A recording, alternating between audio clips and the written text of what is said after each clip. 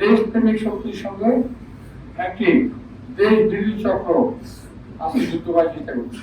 নির্বাচনে এই সুযোগটা নিয়ে এই দেশের কতগুলো মানুষ, কতগুলো কথিত রাজনৈতিক দল যারা এই দেশের স্বাধীনতা সার্বভৌমত্ব কখনোই পছন্দ করেনি,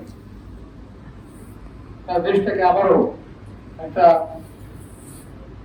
অজানা গন্তব্যের দিকে ঠেলে দেওয়ার চেষ্টা করছে। তাই চেষ্টা করছি যাতে এই নির্বাচন না হয়, কারণ তারা নির্বাচনের জন্য প্রস্তুত না, কারণ তাদেরকে দেশের জনগণ গ্রহণ করছে না। ওরা বুঝতে পেরেছে, জনগণের নর্মস বুঝতে পেরেছে, তাই তারা নির্বাচন যাতে বানচাল হয় তাই জন্য এই চেষ্টা নাইজেরিয়া করতেছে, খুঁড়াখুড়ি করতেছে, রাজধানী করতেছে যাতে নির্বাচনকে বাতিল করা যায়। খুব সম্প্রতি একটা ঘটনা আপনারা দেখেছেন যে একটা ছেলে গুলি খেয়ে মারা গেছে।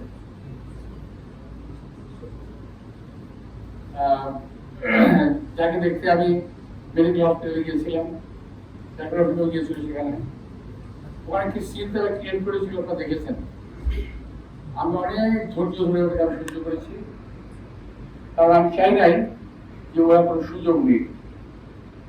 ওরা পায়ে পাড়া দিয়ে আমার সঙ্গে ঝগড়া করার চেষ্টা করছে। দেশপ্রেমিক শক্তির সঙ্গে একটি দেশ বিরোধী চক্র আজকে যুদ্ধ করার চেষ্টা করছে। আমি আগে বলছি এখন বলি যে আমরা কখনোই তাদের এই চক্রান্তে পা দেব না।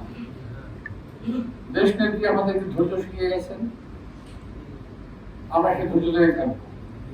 দেশ নেত্রী এবং খালিদা বলেছেন, আমি এই দেশের মাটি মানুষের বাইরে কোথাও আমি যাবো না। উনি কিন্তু জান নাই, অনেক অত্যাচার সয়েছেন, উনি জান নাই। আমরা যখন ওনাকে হসপিটালে দেখতে গেছি, যেখানে হসপিটাল তো না, যেখানে কোনোদিন বিরক্তির ছাপ দেখিনি। খাওয়ায় কষ্ট দিয়েছে, ওষুধে কষ্ট দিয়েছে, চিকিৎসায় কষ্ট দিয়েছে। আমার বারবার বলেছিলাম উনি ডায়াবেটিকের পেশেন্ট, অন্তত বাজারে পাঠান, ওরা পাঠায় নাই। উনি অসুস্থ, ওরা যদি বিদেশে পাঠান, ওরা পাঠায় নাই। তো এত কষ্ট সহ্য করে উনি আমাদেরকে একটা গণতন্ত্র উপহার দিয়ে গেছে, যেটা আজকে মানুষ ভোগ করছে। মানুষ সকল নির্বাচন করছে, কিন্তু একটি বারের জন্য কৃতজ্ঞতার সঙ্গে খালেদা জিয়ার কথা তারা স্মরণ করে না। তারা বলতে চায় যে এটা তারা অর্জন করেছে। 17 বছর একটা একজন নেত্রী, 17 বছর বিএনপি নেতা কর্মীরা জেল জুলুম খেতে গুম খুনের শিকার হয়ে আজকে এই অর্জনটা আমরা করেছি, যারা কথা বলে